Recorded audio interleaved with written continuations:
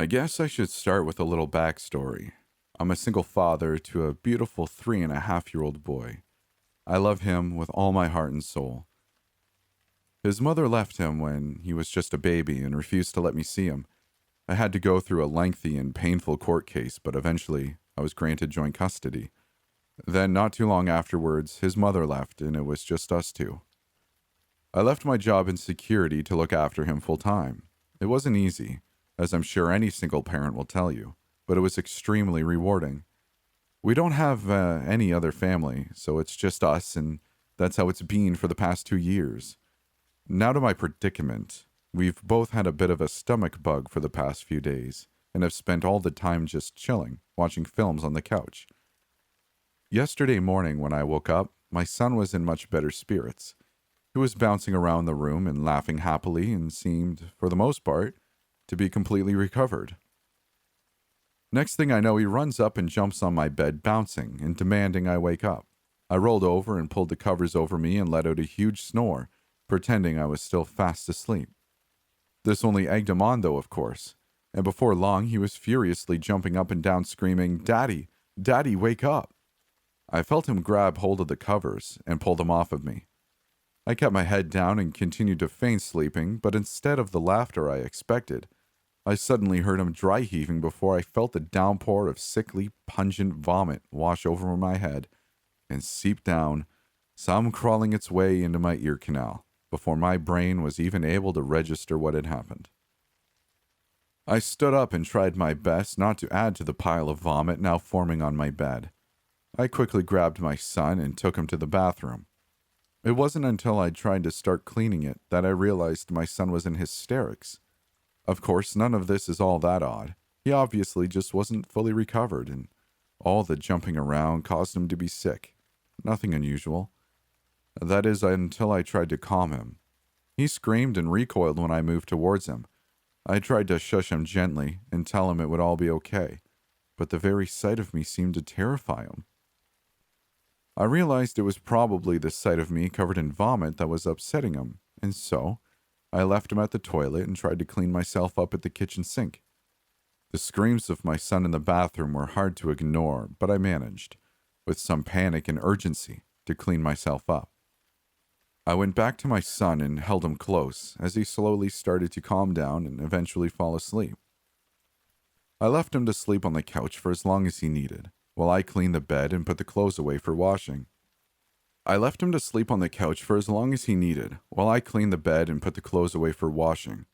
His reaction when I first tried to comfort him stuck with me, though. Why did he freak out so much at vomit? It's not like he hasn't been sick before. Eventually, I managed to clean everything up, and not long after, heard him stir and awake. He was sitting up peacefully on the couch when I went back in, and I was relieved he seemed to be okay now. It was short-lived, however. As soon as he saw me standing in the door, he started whimpering, and before I could even think, he doubled over and violently puked all over the floor. Of course, the first thing I did was call the doctors and explain what was happening. I should mention, I did check him for a temperature and any rashes earlier while he slept. He seemed to be fine, but we made an appointment at the doctor for later that day anyway. It was very hard to get him to stop crying. Just the sight of me seemed to stress him out greatly, which I'm sure you can imagine didn't feel too great for me. I thought maybe I had upset him somehow. Maybe it's just an extremely bad tantrum coupled with the shock of being so violently sick. Eventually he did calm down and was able to sit next to me, although he was very obviously trying his best to avoid looking at me. I asked him what was wrong, if his tummy hurt or if Daddy did something to scare him. He whimpered, pointed at me and said, "Daddy, your head," before he went pale and started crying again. I touched my head, thinking maybe there was still some sick or something that had seemed to be confirmed when I felt a slick, sticky wetness on the top of my head. I couldn't understand how I'd missed that. I went for a shower while he slept, and it had been a few hours since then, and the vomit would have surely been dried up at this point. I went to check the mirror. When I saw the horror of my reflection, I winced. Actually, I think I stared at it for over an hour trying to make some sense of it. It just had no logical explanation. It defied the laws of physics, biology, nature. It was like looking at an impossible shape. Although it wasn't what I saw that was impossible. It was the fact I was seeing it which made no sense. I gently touched the pulsating gap wound in my head and felt the spongy but firm decaying brain matter within. I've never felt a sensation as strange, my fingers sliding gently across the folds and curves of my brain. It looked almost as surreal as it felt. It was like a beaten, blood-soaked sponge in my head, squeezing out thick red liquid at every touch. I realized I could feel a breeze inside my skull.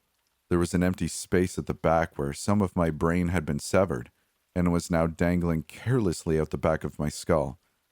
I traced the large crack from the top of my skull down toward my nose, where the two halves of my face gradually met again. My left eye was bulging out, and for a moment I considered trying to squeeze it back in. I knew it would be a futile gesture at this point, though. The thing that scared me most wasn't my ghastly appearance, though. It was the realization that came afterwards. My infant son would be alone in this house with my corpse, unable to get food or water. We had no other family, and he wasn't expected at nursery for the next week. I knew I only had one chance to save him. I had to tell someone. I tried using my phone, but I could no longer form words with my mouth.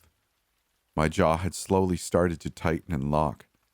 I used the last of my strength to lift my phone and started typing. My fingers are getting stiffer and stiffer as I type this. Please, someone go to 49 Kigner Stirs. My son. Please, save my son.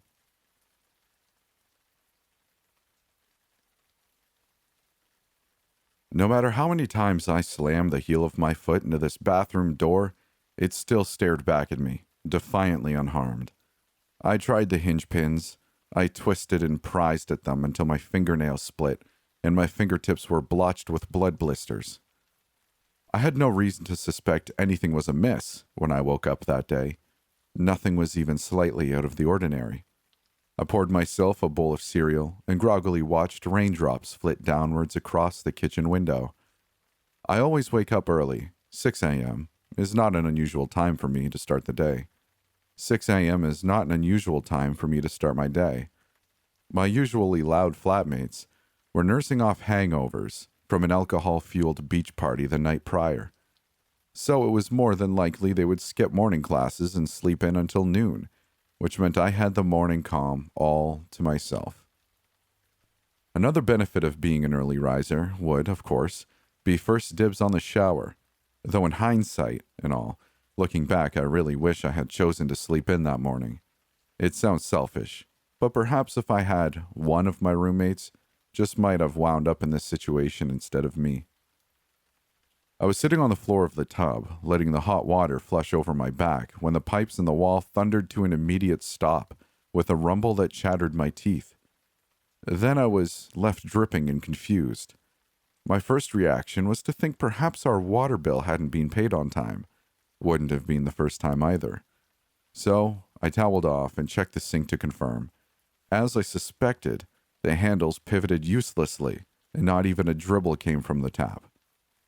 The water in the toilet had submerged well below the usual orange bacteria ring the water leveled at normally, but the tank was completely full, a tender mercy that ended up being my only source of water in the end.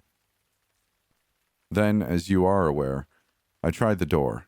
It refused to budge. The handle refused to unlock or give. I even uselessly tried to unscrew the screws on either side of the handle with every item I could find in the drawers. After all other methods failed, I crawled down, hands and knees, and angled my eye so it was flush with the gap beneath the door. It was frighteningly black. The most sincere, starless, godless black you could imagine. The strangest part, though, was when I tried to stuff my fingers into said gap, they stopped, just as though I was trying to push my fingers through a wall. It was like a strip of solidified shadow had been wedged beneath the door.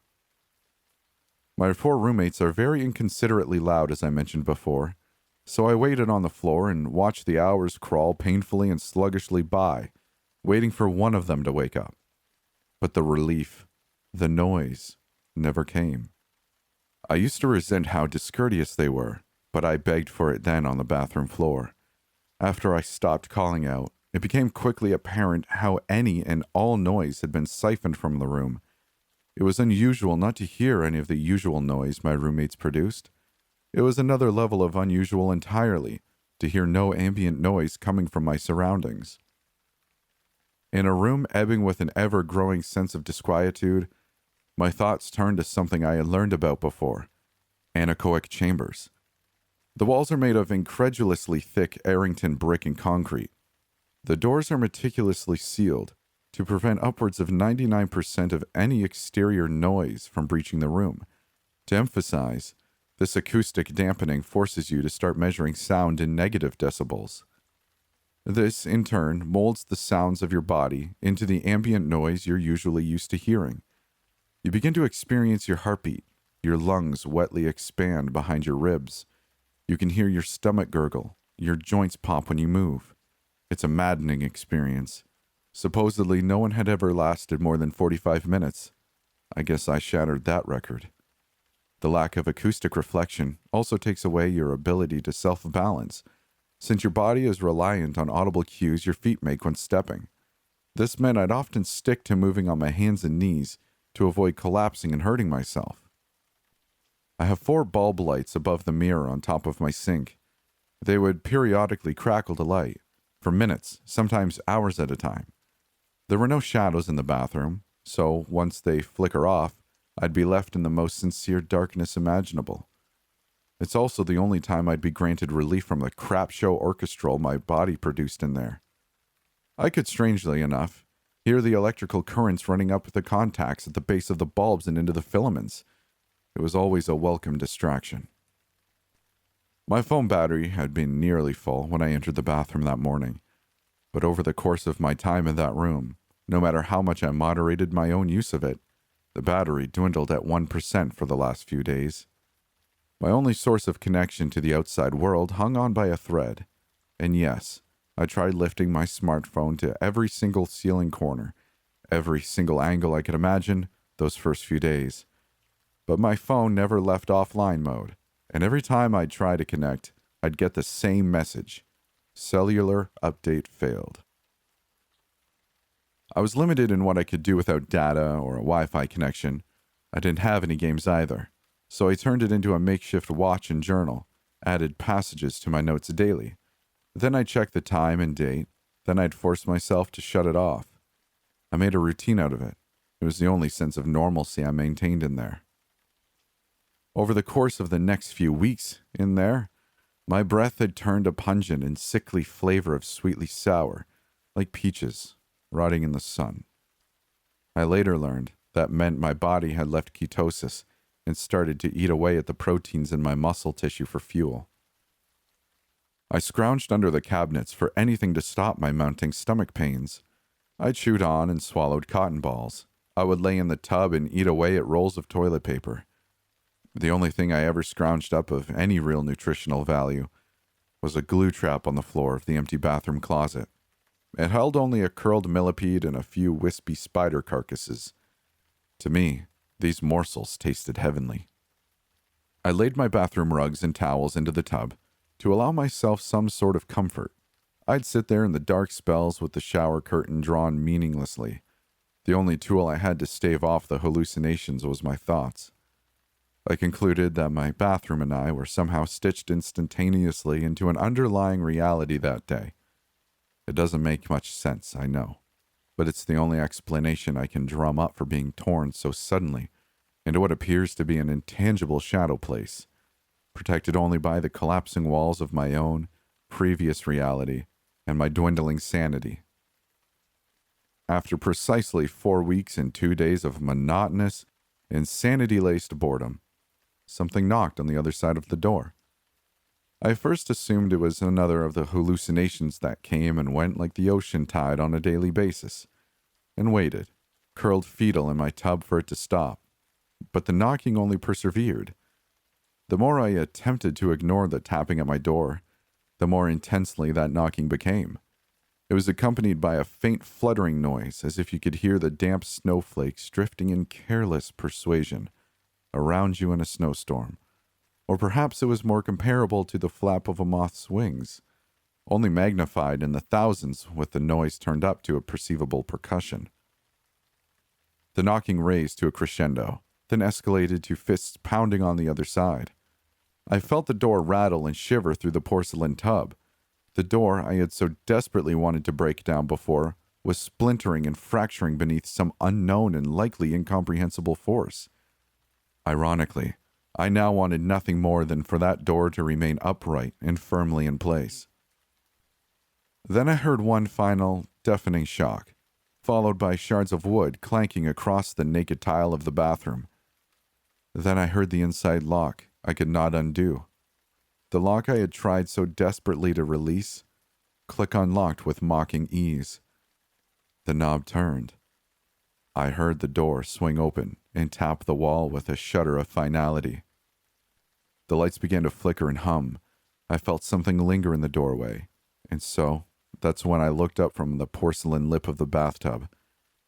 Behind it was the black of space, uninterrupted by any forms or any patterns. It stood there watching me. It was a writhing mass of white static, a crude human imitation.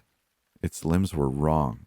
They were exaggerated and long, its fingers crude, its form still, and yet unstill. I could see the writhing mass of it swimming like a blizzard inside the limitations of its outline. Its eyes were no more than two narrow slits that projected out the shadow world behind it, in unstable, inky interruptions. Its mouth was the same, small and lipless.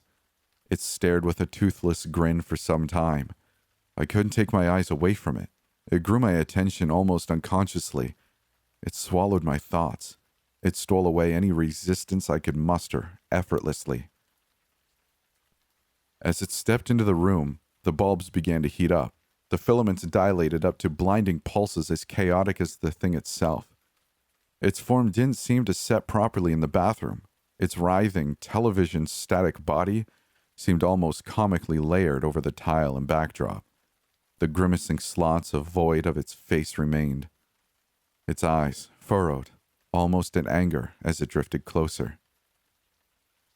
I could no longer hear my heart flutter over the deafening hum this creature emitted, but I could still feel it pumping itself into tachycardia. My breath was stifling. My head was aching and spacey. I began to see dots in my periphery. The maelstrom of noise was enough. I thought it would burst my eardrums. I lifted my arms defensively. It kneeled next to the tub. It leaned in close and wrapped its buzzing, sickle fingers around my wrist. Its fingertips barbed into my flesh, and electricity burned down my arm. It leaned that wry mouth in close and suckled the flesh of my wrist. After a moment of blinding horror, it pulled its head away, leaving behind a swirling, nebulous circle. It leaned in ever closer and spoke to me. Its voice was absolute, a message that came from nowhere, but also everywhere. A message drooled tiredly from its mouth. Its vacant eyes never faltered from my own. As it spoke, the light bulbs above the sink began to overheat and explode. They popped one by one, like the shattering nerves in my wrist. "Intruder," it hissed. The room was dark again, except for the humming thing that was peering past the layers of my soul. It spoke again, its voice not one, but many, a locust swarm of sounds twisted into sentences. "There are some sights that your simple God never intended for human eyes to see. This appears to be an oversight by him, so I will release you. But before I do, I must tell you some things. Leave stains on your flesh, others your soul. This will leave a stain on your mind most of all, a stain you will never be able to wash away, no matter how hard you scrub. This will haunt your feeble mind until your body fails you." Perhaps it was the overstimulation, the dangerous magnitudes my heartbeat had exceeded, but I lost consciousness then. When I woke up, it was in a bright and warm hospital room. The world seeped in through the slitted windows beyond. I felt the light kiss my skin. I was wrapped in the warm arms of a scratchy hospital blanket. Officially, no one can explain what happened to me. To the outside world, I was locked in my bathroom for no more than 6 hours when I was found. But I was dangerously emaciated, anemic, and my body had been depleted of nearly all its vital electrolytes. I was beginning to think it was all a horrible fever dream. That is, until my eyes drifted down to my wrist, and I saw the inky black circle sitting beneath the skin. And I remembered what the thing had told me, and that's when I screamed.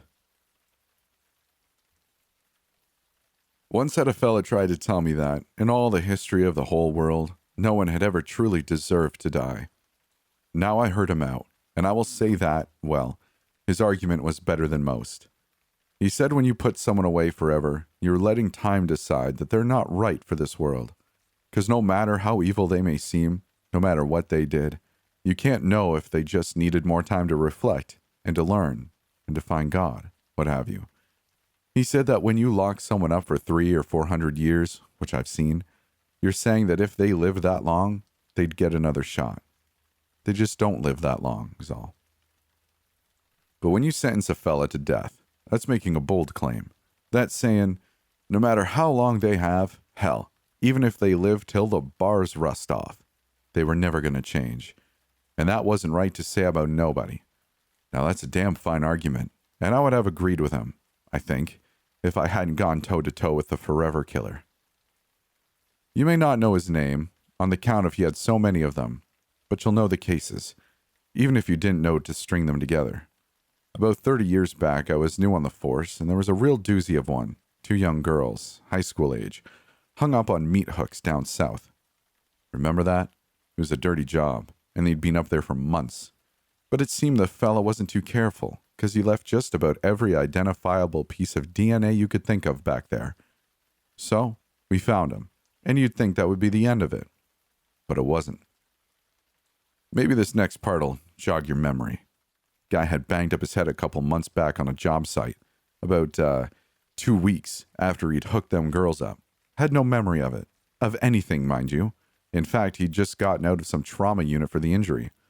Turns out he had complete, and this is rare, rarer than it is in the movies, he had complete retrograde amnesia. If I'm copying that right. He was fine for the most part. Turns out he'd just hit his head exactly in the one spot that would do it. Now, you're going to call a sham, and we did, but I'll tell you, I'm a man of science myself, even when I don't understand it, and these gizmos we got now, can't doubt them. We ran all kinds of tests on him, took all kinds of pictures of his brain, checked his pupils when we showed him the pictures, every new piece of lie-proof machinery we had at the time we threw at him. And there you had it. He was telling the truth. Oh, it was a case all right, and it blew up. Not everywhere, but most places. And in the end, after he'd broken down in the courtroom apologizing, saying he couldn't believe that man he was had ever done such a thing, they had to let him go. Killer was dead, the judge ruled, killed by fiberglass, and this fella here was just taking his body for a spin. Oh, the look on those girls' mothers' faces, I tell you. I ain't ever seen anything like it since. Whatever our thoughts on the matter, though, it's one of those things so bizarre you had to accept it. Strange things happen all the time. Not twice, though. Not the same strange thing. Not to the same fella. That's when it heated up. 'Cause about 2 years later, there was that boy they found in the warehouse. The one who'd been chopped to hell. And I won't go any further than that. And as it turns out, you can change your brain, but not your blood. And once again, he left us plenty of evidence. And we found him. Again. And what do you know? He knew nothing of it. Again. This time it was a car accident a few weeks prior. Totally wiped it all. Like when a computer falls in the tub. Same damn part of the brain exactly. He's a new man now, all that. Same tests show the same thing. Had different people run them. Didn't matter. He'd left the hospital days prior and had just been trying to start a new life, he reckoned. Knew nothing about some little boy and certainly nothing about who he'd been before. Oh, that gave him a right scare. So yeah, he went to court. And yeah, you guessed it. It was a fast trial. They had already set the standard, hadn't they? On the same fella. Because if they let the first guy off on the count of his amnesia, then they had to let the second guy off too, even when the first amnesia guy did it, didn't they? Wasn't the whole point that they weren't the same person? Granted, this obviously opened up a whole can of worms on evil blood and the like, and beneath it all, that's still there to unpack. The idea that this fella, no matter how many times he bumped his head and started off and started working as a plumber or an executive or a financial risk advisor or whatever the hell those people do, maybe he was just always going to be a killer. That was a fair question, and there seemed to be something to it, because wouldn't you know, it happened not once, but 2 more times in the next 10 years. I was a rookie the first time I booked him, and I was taking the sergeant's test the next time we had any real breakthroughs on it. Oh, and it was a game changer. Now, obviously, after time number 2, he had a little more restrictions on him, and granted, he fought them every time, and always won on the count of we was harassing him when he didn't know why. But my squad, we checked in every once in a while, best we could, given the distance we needed to keep. And eventually, after murder and head knock number 5, we found it. Found his, I don't know what you'd call it, his manifesto? I'll tell you. I didn't understand a lot of it, but what I did understand was some of the most demented stuff I had ever read. It was like all the highbrow Ivy League misery in the world had crammed itself into 200 pages in press print. It gave details on all of it, even the first crime, which we think now was 2 retrograde amnesias before them girls. He'd been some student brain surgeon, we think. Go figure. And he had chapters and chapters on philosophy and change and karma and evil and chaos and apex predators and God, and a section on the Egyptian pharaohs, and I think a few pages on the invention of the battery. And if you can get through it yourself, you've damn sure got a better attention span than me. But the last section, the last 20 pages or so, it was instructions. Instructions on how to kill, how to bump his head, and, of course, how to print the book and hide it somewhere where he was sure the next fellow would find it. There you have it.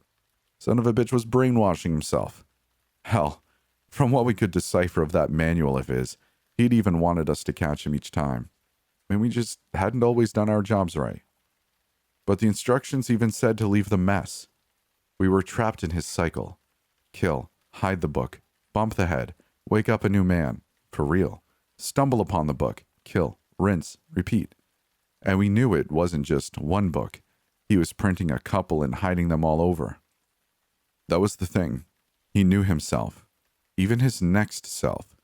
Must have known what his favorite foods would be or whatever, knew where to hide it, knew exactly how to write it, to make the first page dig its hooks in. And even with all that, you'd think we could lock him up. But you know what? Don't work that way. A man is innocent until he's not. And you know what? I agree with that. I do. So even though we knew he'd hidden these books everywhere and was just lying in wait, we let him off the leash like we always had. Same song and dance. Let him run off and be the new man with the new life, all according to the old man's plan. He had us on the ropes, I'll admit, but this deputy chief of police here don't let that kind of business slide. That's not me. So I got some trustworthy boys from the old squad together, and we waited and we watched. Oh, and we watched a long time. And we knew we weren't going to ever know him better than he knew himself, but we learned about the next best thing. We learned about the new him, the most recent one. Saw him hit the same coffee shop every morning. Lovely place, nice big windows. And one night, we went into the evidence locker and found one of his books of bedtime stories, and we put it there at his favorite table. And sure enough, he found it that very next morning. We waited and watched. No foul play. Saw him open the book, saw him flip a few pages, and right when he slipped it into his bag, my number 1 guy popped him from 2 blocks away. Never even got to finish his latte. Now the trigger man is doing 300 or 400 in some cell in the big city, but he's a right hero to us. We make sure he's taken care of. And I know that somewhere in that book, written backwards or in the margins or in some made-up language, there's a bit about how it was all his master plan to have an innocent man die, and us becoming one of him. and the ultimate goal being to make us all killers, and show that there ain't no difference and all that. And that's fine by me. Nobody there to read it now. Can't let evil win. Not ever, not even when it plays by the rules. And that's what I told that fella that argued with me that one night. I told him that it takes a lot for me to put you down forever. But when I do, forever ain't long enough. When my boyfriend first moved into our apartment, everything seemed okay. I moved in after he had been there a month or two, and we started our life together in our little home. We made dinner together, played video games together, and slept curled up each night. But our favorite thing to do together? Watch supernatural documentaries and movies. Our main addiction was Ghost Adventures. We'd watch it for hours on end, and he would often end up falling asleep in the middle of an episode. I would turn the TV off at this point and try to get some rest. After about a month of this being our routine, we started noticing strange things happening in the apartment. My boyfriend would wake up in the middle of the night to tell me I was talking in my sleep. Not just normal, mumbling sleep talking, but ominous sentences that scared him enough to turn the lights on. One of the scarier things I remember him telling me I said was, "It's outside. I can hear it. It's tapping on the window. Don't let it in." He also said I frequently spoke in what he described as sounding like a demonic language. This took place for a long time, and while it freaked us both out, we never experienced anything that made us think there was any truth to what I was saying, until one night, a few months later. My boyfriend worked second shift at a warehouse, and I went to school full-time during the day, so we didn't get to see much of each other until the weekend. Most nights I would try to stay up until 12:30 a.m. when he got home, just to spend a few minutes with him. But sometimes, I just couldn't keep my eyes open. When I would fall asleep, my boyfriend would come home and kiss me on the forehead, as a way of saying, "I'm home now." I loved this gesture. I had taken several exams one day in November and was mentally drained. I strained to stay awake, but I remember looking at the red 11 o'clock on my alarm clock while my eyes fell shut. I was in what I call a half sleep, where you're aware that you're sleeping, but you can hear what's going on around you. I was like this for quite some time, until I heard the little click of our door unlocking. Then I heard the door open and shut, followed by footsteps through our living room and into the bedroom. I felt the light kiss on my forehead and opened my eyes to welcome my boyfriend home. The usual sequence of events. But when I opened my eyes, I was greeted with an empty room. I thought maybe my boyfriend had kissed me and then gone to the bathroom. But those bright red numbers only read 11:39. I don't know what was in my room that night, and I have trouble believing it was only a dream. Now when I get forehead kisses at night, I don't open my eyes. Thank you for making it this far. I am so happy that you made it to the end of the video. So if you liked it, give it a like, let YouTube know that it was worth listening to. And if you really like me and really enjoy my content, consider subscribing. I don't ask for much, but just consider it. If you'd like to follow me on Twitter at S_A_midnight. If you would like to follow me on Instagram and visually see the shenanigans I get up to, Stories After Midnight is the handle. More of a podcast fan? I have the Midnight Podcast. You can find that anywhere you find a podcast. And lastly, if you would like to give your hand at writing, send me a story. Head on over to storiesaftermidnight.reddix.app. You can find the link in my Twitter bio, and you can send me a story.